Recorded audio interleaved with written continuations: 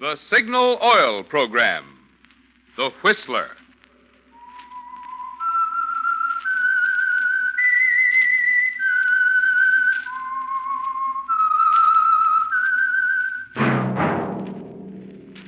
That whistle is your signal for the Signal Oil Program, The Whistler.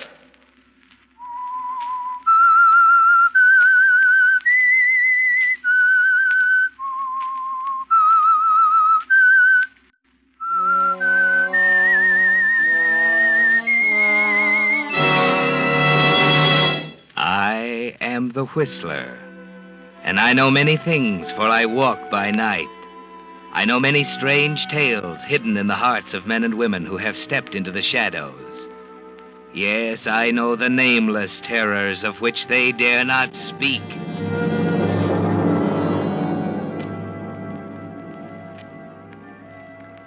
Yes, friends, it's time for the Signal Oil Program, The Whistler.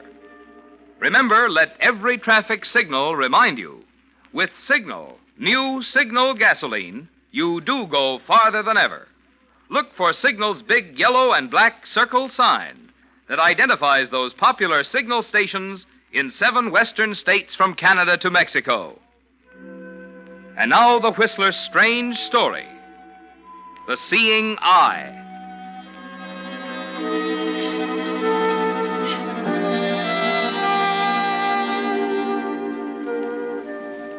There was only one love in the life of Captain Martin Quiss. It wasn't money. He'd long since made more than enough to retire comfortably. And it wasn't women or liquor or self-indulgence. Captain Quiss was part of the sea. It had been his home and his life since the day in 1907 when he signed aboard a purse-seiner out of New Bedford as an apprentice seaman. But a love as strong as that of Captain Quiss for the sea can be dangerous. It can blind a man to more important things like human decency and justice. It can lead to compromise and ruin. The closing chapter in the career of Martin Quiss began on a stormy night off the Florida Keys, aboard the steamer Carson City out of New Orleans, bound for Portland, Maine. The night wind, pushing up strong from the east, had reached gale strength when the cabin door burst open. What's the matter, Grant? What are we running here, a ship or a nursery? Now, wait a minute. You wait a minute. Well, address me properly or not at all. All right, Captain Quiss, sir. That's better. Now, what's the matter, Mr. Grant? The first mate's drunk again. He just ordered me off the bridge. That's a serious charge, Mr. Grant. I'm not making charges, Captain. This isn't the Pink Tea at the Mariners Club. We're in dangerous waters. Ryder is perfectly capable. I tell you, he's drunk. He has no right to be on that bridge. If you don't believe me, call him. Very well, Mr. Grant. Bridge. Ryder? First mate Ryder in the bridge, sir. Lights are bright, all's well. Ryder, Grant has a watch until 8 bells. It's all right, Quiss. Got everything under control. Tell Grant to turn in. Listen, Ryder. Never mind, Quiss. Don't worry, little head. I'm in charge here. Yep. I'm in charge. What did he say? Mr. Ryder's in charge. He's perfectly capable of standing the watch if he chooses. Now, wait a minute. Let's skip the double talk. It's my watch. My name's on the log. It's my responsibility to see that this ship stays on its course for the next 3 hours. You'd better go to your quarters, Mr. Grant. Captain Quiss, don't you care what happens to your ship? Mr. Ryder's been sailing for 15 years. Yeah, and every time he gets a few drinks under his belt, he thinks he's Columbus. This isn't the first time, Captain. He's done it before. I can't understand why you let him get by with it. You're here to take orders, Grant, not to tell me how to run my ship. Now get down to your cabin. He's got something on you, hasn't he? Huh? What do you mean? Nothing. There just ought to be a reason why you let Ryder get by with murder. Why he has complete command of the ship 3 days running while you sit in your cabin. Get out of here, Grant. There's something wrong, isn't there, Captain? Get out of here before I throw you an iron. All right, Captain Quiss. I'm just trying to do my duty as an officer. If you want to trust your ship to a rum pot, go ahead.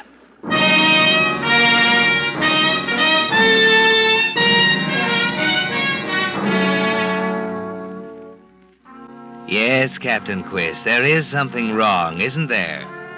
Ryder has plenty on you, hasn't he? Enough to make you overlook the fact that the first duty of a master is to the safety of his ship.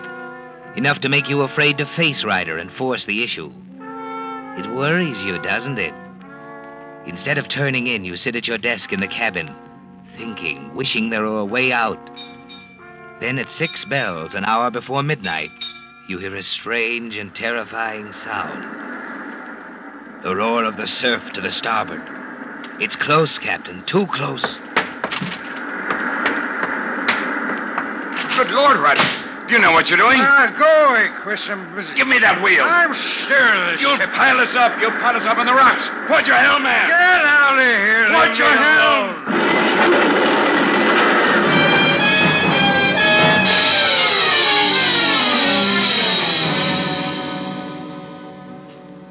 Well, Quiz, Grant was right, wasn't he? The Carson City did pile on the rocks, a total loss. 2 sailors dead, a valuable cargo gone. But there is an out, isn't there? Ryder's name doesn't appear on the log. Nobody knows he was at the wheel but you. And Charles Grant, second mate. And Ryder must be cleared if you're to continue your career. You don't care what happens, do you, Quiz? Nothing matters now except getting Ryder off. Your life on the sea is at stake. So you play ball because of the strange hold Ryder has on you. You testify that Grant was on the bridge at the critical moment, that in your opinion he's guilty of gross negligence. And the court agrees with you.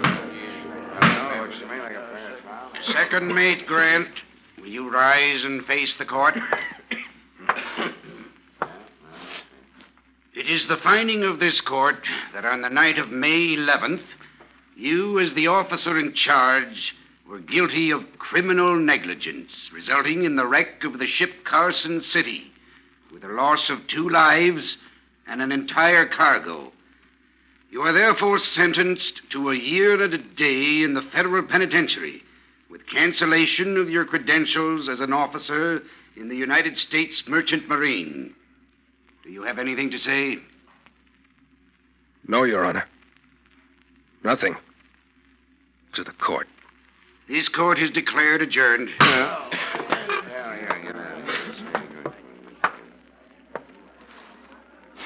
Congratulations, Captain. I'm sorry, Mr. Grant. I was right, wasn't I? Ryder does have something on you. I said I'm sorry, Mr. Grant. Perjury doesn't come easy. There's got to be a reason. I'm sorry, too, Captain Quiz. I'm sorry for you. Because if it takes me a lifetime, I'm going to hang this wrap around your neck and watch you sink.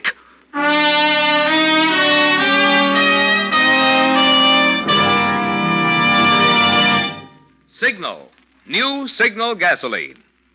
With the prologue of tonight's story, The Seeing Eye, the Signal Oil Company brings you another of the strange tales by The Whistler.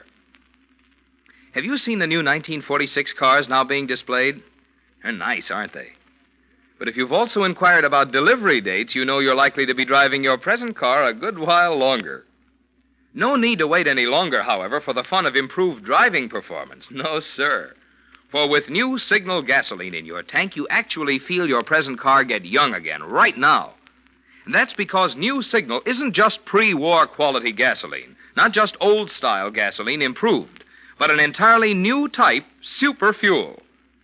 There's a long scientific explanation about how chemists actually rearrange the atoms in gasoline molecules to put quicker starting, faster pickup, higher anti-knock, and longer mileage into new Signal gasoline.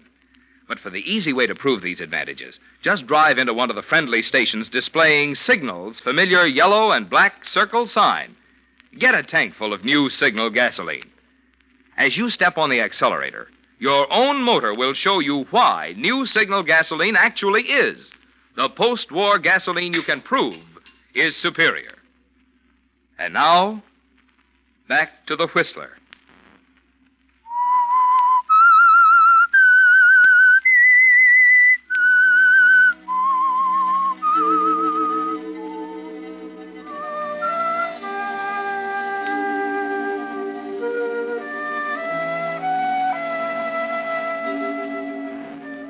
Yes, Captain Quiz, the end of your career on the sea began the night that the Carson City piled up and sank on a reef off the Florida coast and sent Charles Grant, your innocent second mate, to prison for criminal negligence. There was no other way, you told yourself.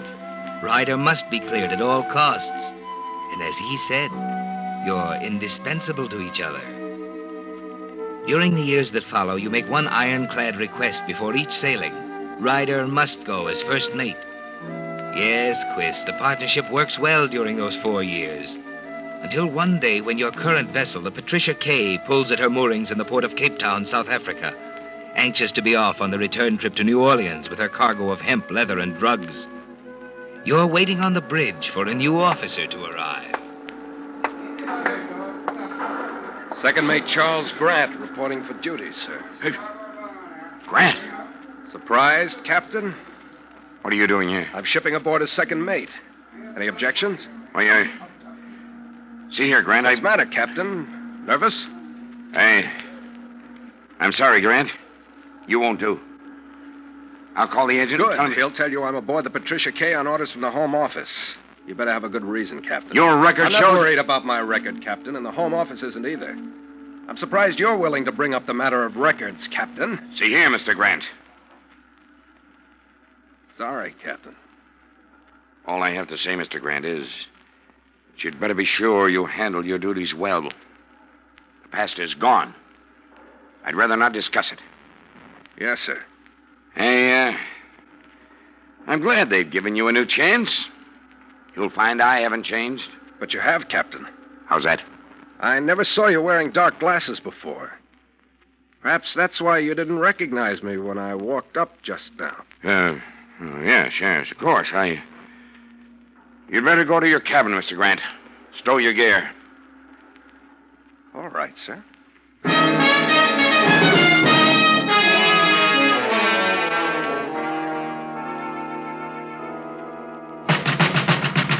Ryder! Ryder, open up! Yeah, what's the matter? I don't know. Wait a minute now. Take it easy. Look out there. Oh, I'm sorry. You're sorry. It was a fifth of my best bourbon, you stupid stumblebum. Why'd you hang out a sign? I didn't see it. Of course you didn't see it. One more like that, and I'm going to hand you a white cane. Where's your sense? Told you to stay on the bridge till I came up. What'll the men think when they see you stumbling around on deck? Listen, Ryder, I'm through listening.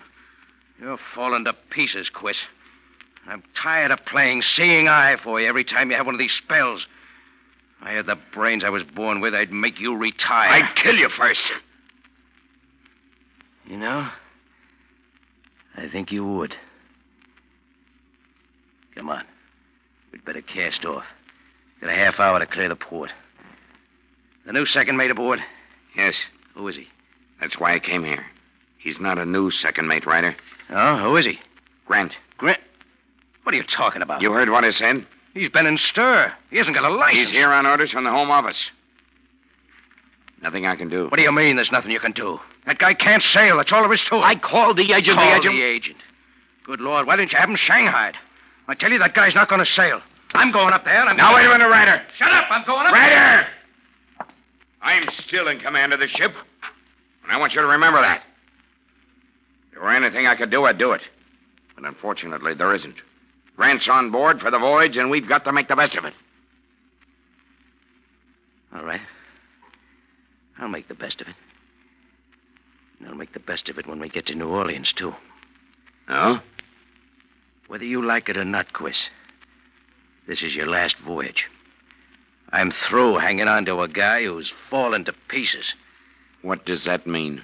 Grant isn't dumb, and he isn't here for the trip. If you had the brains you were born with, you'd have seen it and brushed him off. It wasn't possible. I don't care whether it was possible or not. Had to be done. And if we're lucky enough to keep him guessing this trip, you're going to decide to retire when we get to New Orleans. And if I don't? The Home Office is going to be surprised to discover that one of their top skippers has a habit of going blind every 6 weeks. And don't try to scare me with that negligence charge. You'd go up just as fast as I would, and for just as long. Oh, you... And one other thing. You're going to recommend your bright young first mate to succeed you. How does that sound to you, Quiz? Captain Ted Ryder.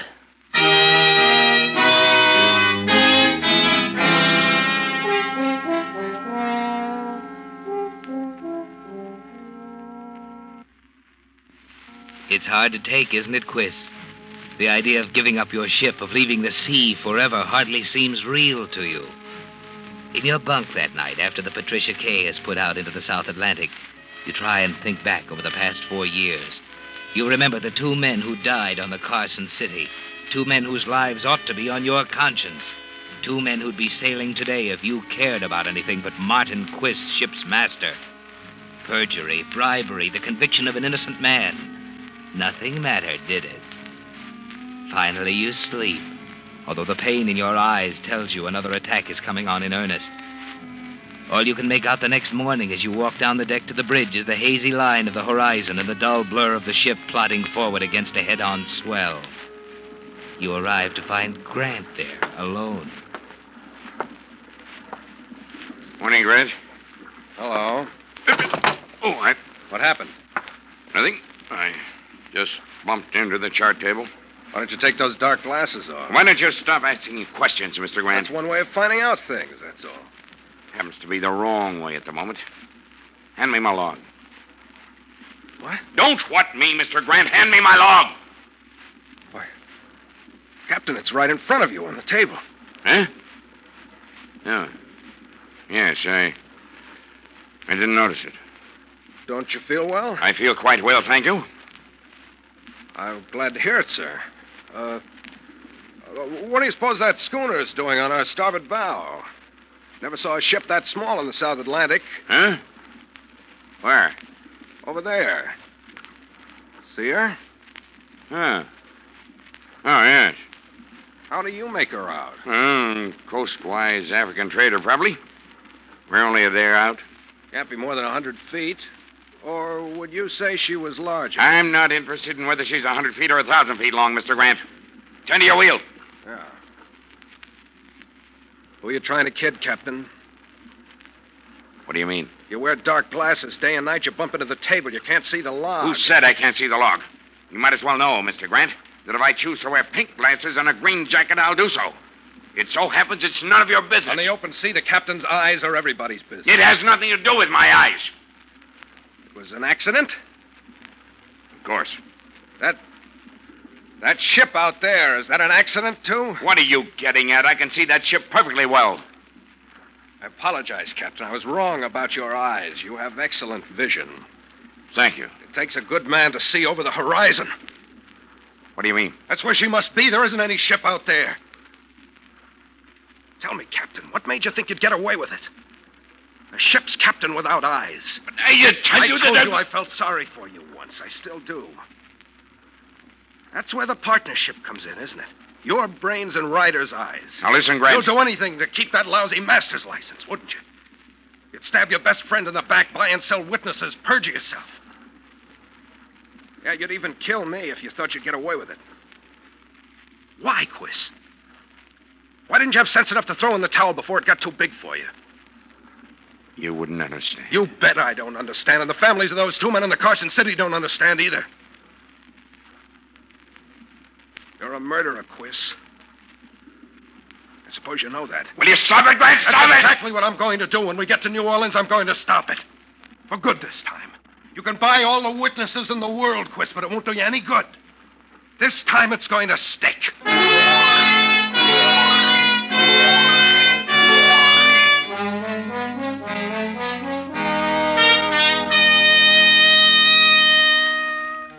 Yes, Ryder was right, wasn't he, Captain Quiz? You should have done anything to keep Grant off the ship. But it's too late now. He knows your secret. Each day brings the Patricia K closer to New Orleans in the end. You decide to play for time, order the course of the ship change, sending it north to Cape Verde, 4 days out of its way, hoping your eyes will improve, that by the time you arrive in New Orleans, your vision will be sharp and clear and defensible. But it continues to get worse, until finally 10 days out of New Orleans, you can't see at all. And then one night, out of a clear sky, something happens. The opportunity you've been waiting for. As the ship approaches the Florida Keys, not far from where the Carson City foundered, you hear a scuffle outside your cabin. All right, now get away from there, Ryder. What's going on here? Kelly, come here. Try and pull it again, will you? Kelly! Okay, I'll let you go. There. Now, all right, get up, Ryder. Mr. Grant. This is none of your business, Quist. Get up, Ryder, or I'll pull you out. Wait a minute, Grant. Kelly, grab him. Let go of me, Kelly. I got him, Get in Captain. there. Got him. Barnes. Yeah. Take care of Ryder here. Kill him, that's what I'll do. I'll kill him. Ryder, shut up. Okay, mate. I'll take it easy. Don't get you for this, Grant. That's enough, Ryder. Shall I put them in irons, Captain? No, Kelly. But, Captain... It won't be necessary, Mr. Kelly. Take them to their cabins.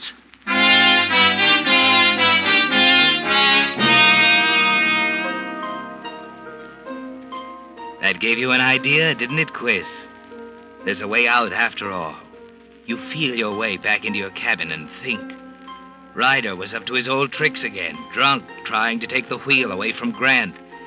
It was timed perfectly, wasn't it, Captain? 2 competent witnesses present, 2 reliable supporters, both of whom heard Ryder swear he was going to kill Grant. The men are puzzled as to why you didn't throw them in irons. But there's a good reason. They have to be free to come and go as they please during the next night. Free to jump through the hoops you're preparing for them. You go to your cabin after dinner the next night and sit at your table thinking it through. Then at 7 o'clock, you call Grant. Did you want to see me, Captain? Oh, it's you. Yes. I've been standing here for some time. Grant, I've been doing a lot of thinking lately. Perhaps you wondered why I didn't exercise my authority when you and Ryder had that scuffle last night. I didn't expect Ryder to get it, if that's what you mean. As a matter of fact, I've come to the conclusion you're right. What do you want? When's your trick at the wheel tonight? I'm on at 8 bells, replacing Ryder. I see. I've decided to clear you, Mr. Grant. I'm going to put it in writing. It's apparent I'm not much good on the sea anymore, and at least I can try to right the wrong I've done. What? I know it's hard to believe, but I'm going to ask you to keep it to yourself until we arrive. Ryder mustn't know about it. But how can you? I can manage a typewriter quite nicely, thank you. I'm not asking for any thanks. I don't deserve anything. I'll go that far with you. Report here just before you go on watch. 8 Bull Shop. Is that clear? You're a little unpredictable, Quiz. I didn't ask for your opinion. I asked whether or not it was clear. Very well, Captain. I'll be back at 8 bells.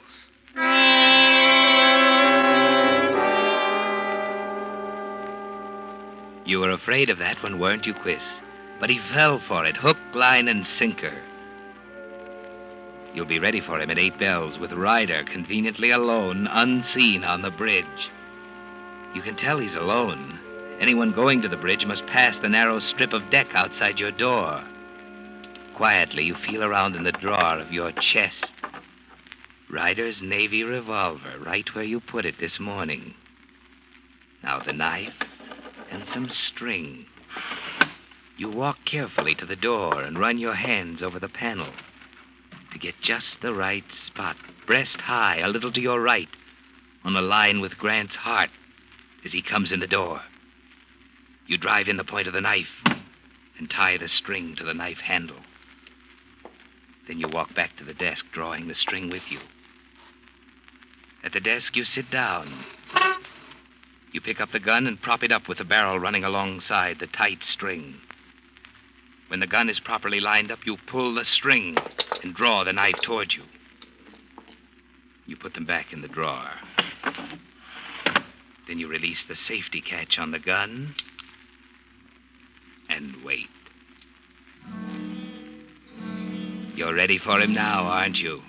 With the gun accurately aimed at the spot in the doorway where the bullet will count most when Grant opens that door. It seems like hours. Your hand is cramped around the gun, but you don't relax for a second. There's determination in your mind. You're doing it for the sea, and you won't give it up for anyone. Then...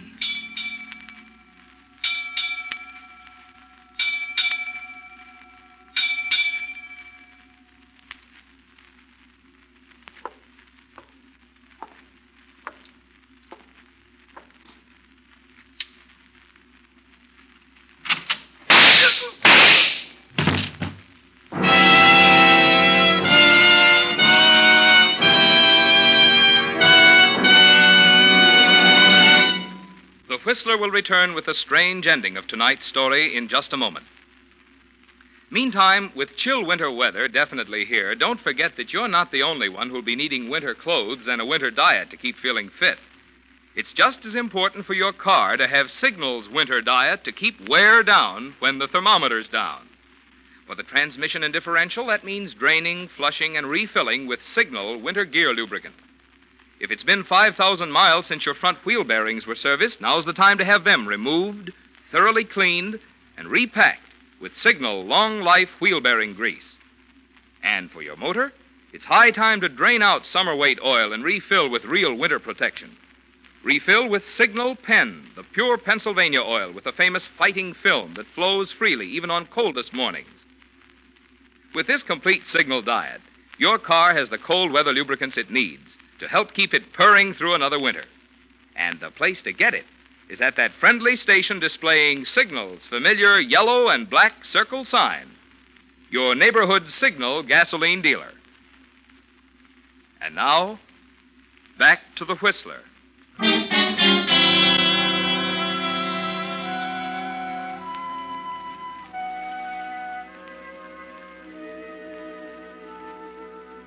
Well, it's over now, isn't it, Captain Quiss? Your system worked. The second shot wasn't necessary.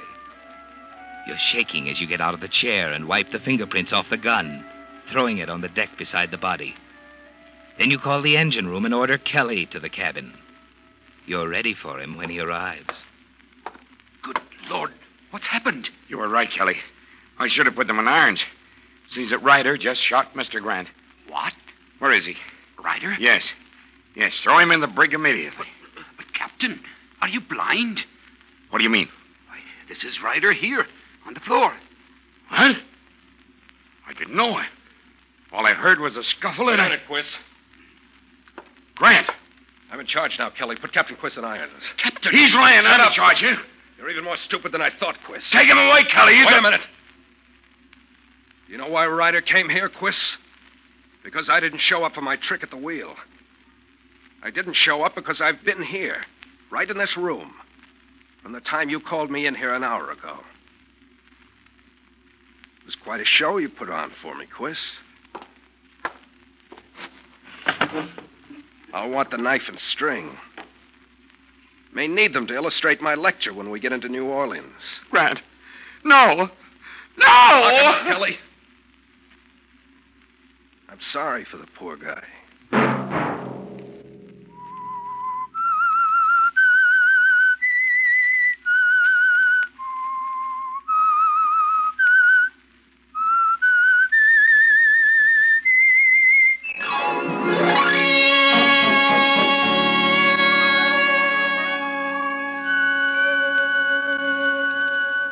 Next Monday at 9 o'clock, the Whistler will bring you another strange tale.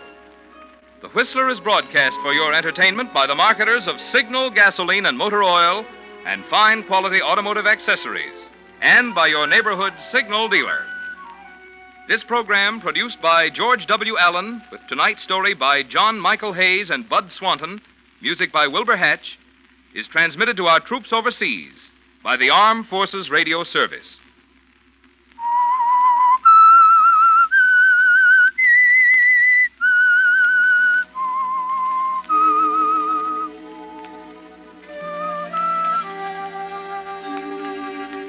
That whistle is your signal for the Signal Oil program, The Whistler.